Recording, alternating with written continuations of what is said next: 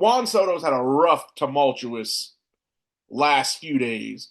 The Subway Series, the classless Yankee fans, and we'll get to you guys in a second, just treated this guy horribly.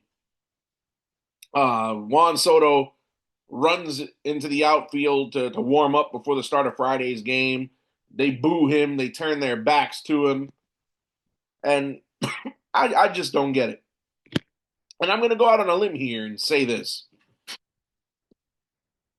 before I continue my Mets analysis. I'm going to give the Yankee fans love attention. I'm going to give you guys attention for a second.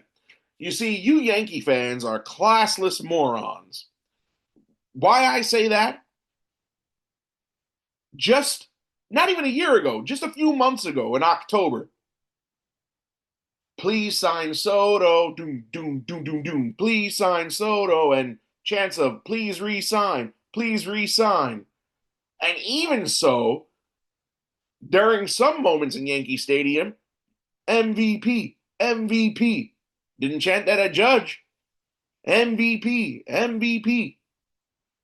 The man decides to leave, and now you want to say every nasty thing under the sun. Oh, he wasn't worth the money. He's not that good. My question to you Yankee fans is, let's say he took 785 in 15 years from the Yankees. Would he still not be worth the money?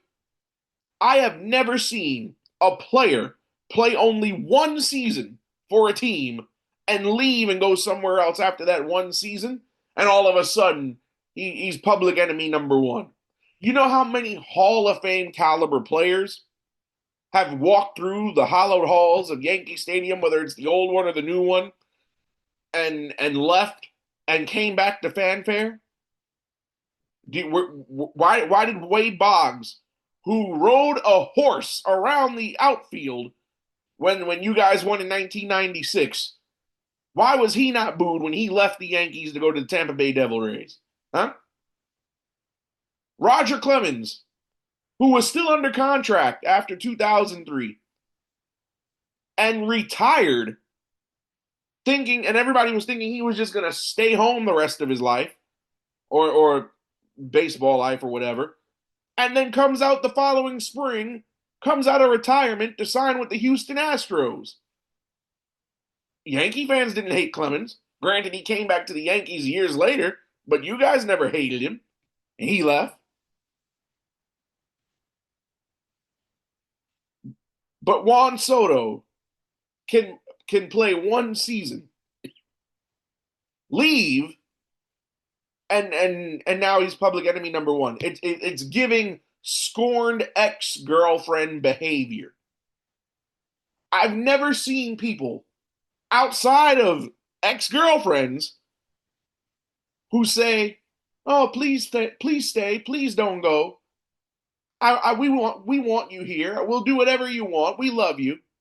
And then when the person decides to leave, "Oh, you were never worth it. You're not as good as you think you are. We hate you." Because the man decided to leave? Juan Soto stated his reasons why he chose the Mets. He's publicly come out and said his mother didn't feel safe in the Bronx. The Mets have given her 24/7 security and tickets in the suite every home game. The man made a family decision.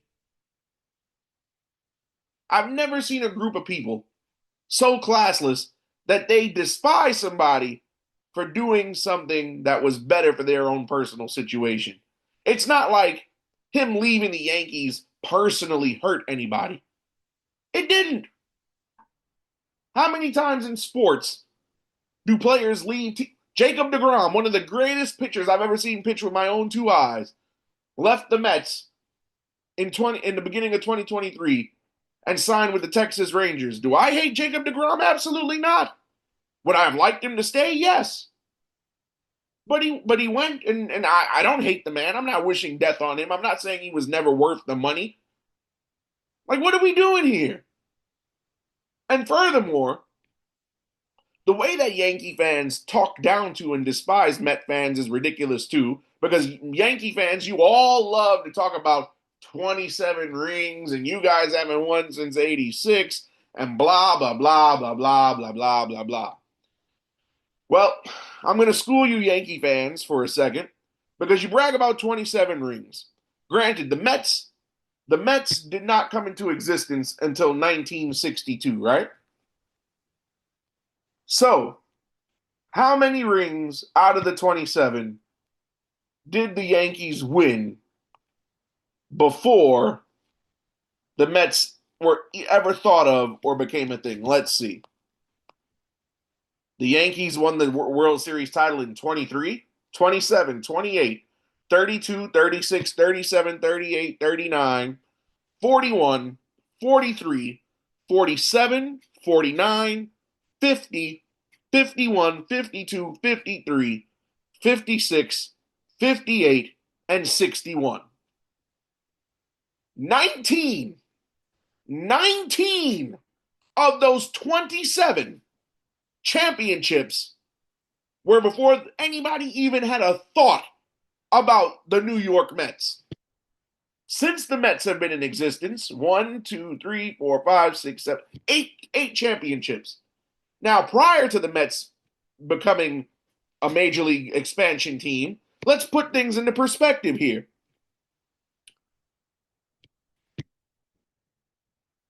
I'll put it to you like this, and I usually don't like to insert race into any type of argument, but we have to do it here. The Yankees, for their first one, two, three, four, five, six, seven, eight, nine, 10, their first 10 championships, right, came before baseball was integrated racially. For those of you who are not intelligent enough to understand what that means that they did not play against any Hispanic or African American players. Major League Baseball's color barrier was not broken by Jackie Robinson until 1947. Now, granted, those of you who are intelligent are going to say, well, they beat the Dodgers in 1947, and Jackie Robinson was on that team. Yeah, it was one black man on a team, the only black man in the league, one of only two black players in all of MLB that year, the other being Larry Doby in Cleveland. Okay? So, the first 10 championships, those Yankee teams couldn't even say that they beat the best players in all of baseball.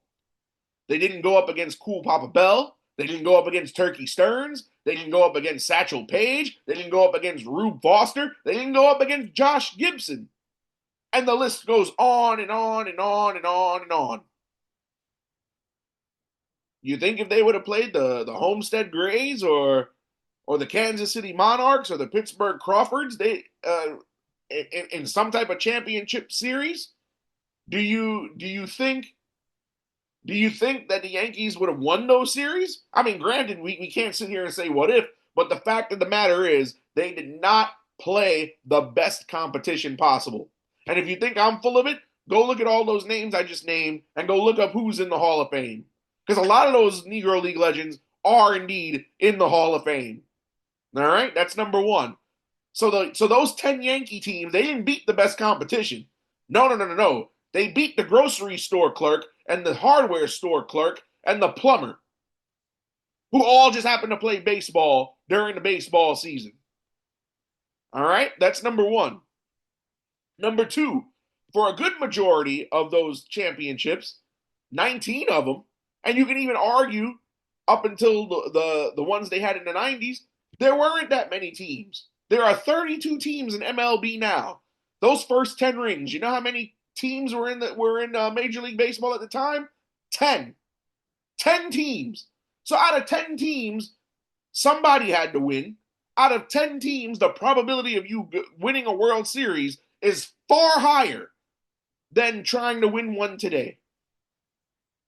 So when there's 10 teams in the league, obviously, when there's 10 teams in the league, and most of the star players of that era are not even in the league because society didn't allow black men and Spanish men to play in MLB at the time.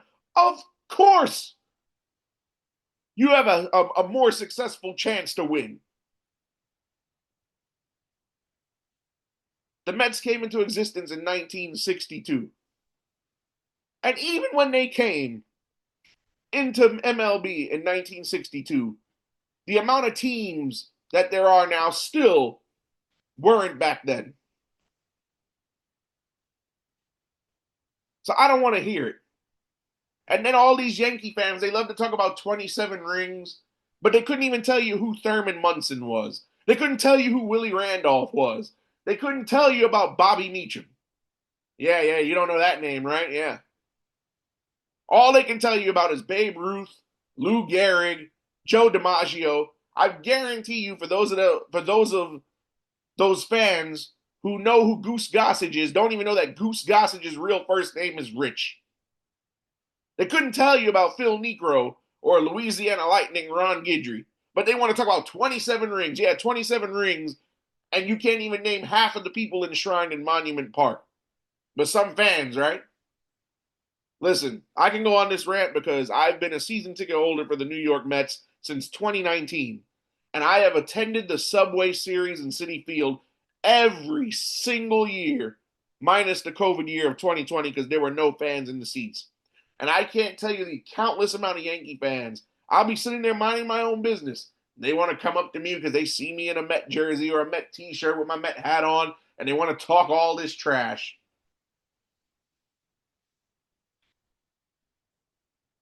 They love to start. They talk down on the Mets fans. 95% of the time, we're not even concerned with what the Yankees do. But during the Subway Series, we got to hear all of this.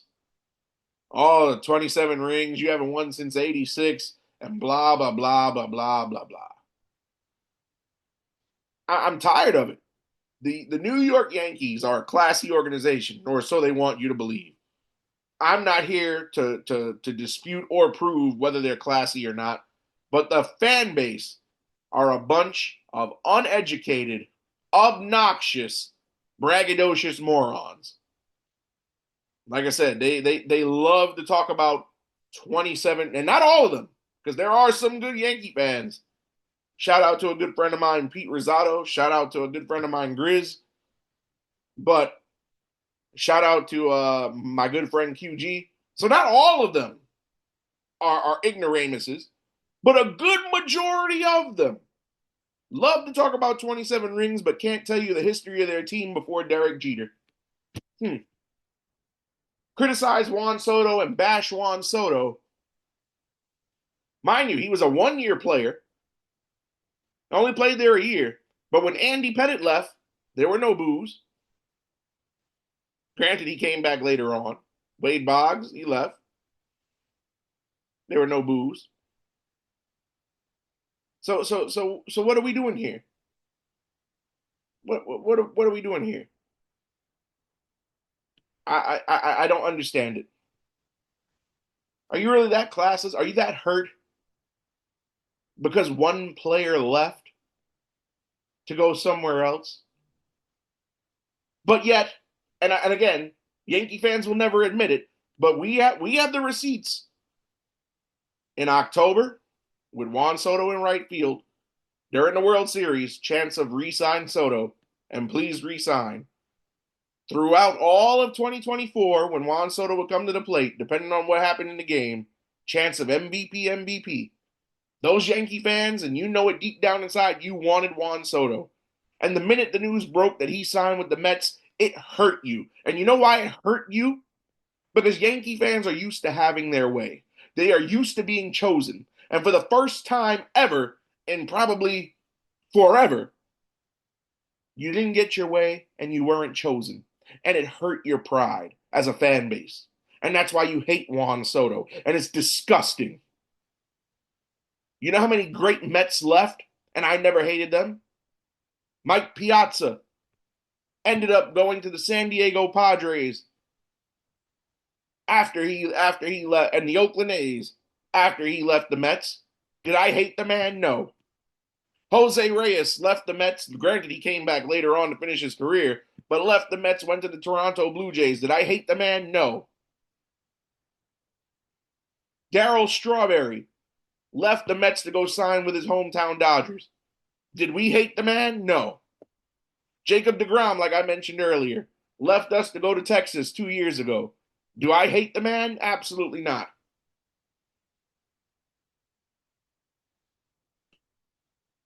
and they say, oh, he's not worth the money. You're judging a man 3 months into a 15-year contract. The Yankee fans are disgusting because they wanted Juan Soto to fail the moment he signed with the Mets. They didn't go, okay, Juan, have a good one. We wish you the best in your future endeavors. No, it was automatically, we hope you fail.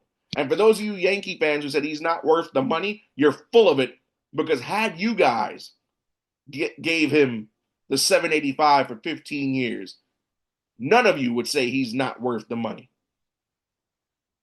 Disgusting. Listen, I usually don't like to go on rants like that, but any chance I have to defend any of our players in this organization, especially ones who do not deserve the criticism, I'm going to do it. And I'll do it every time gladly.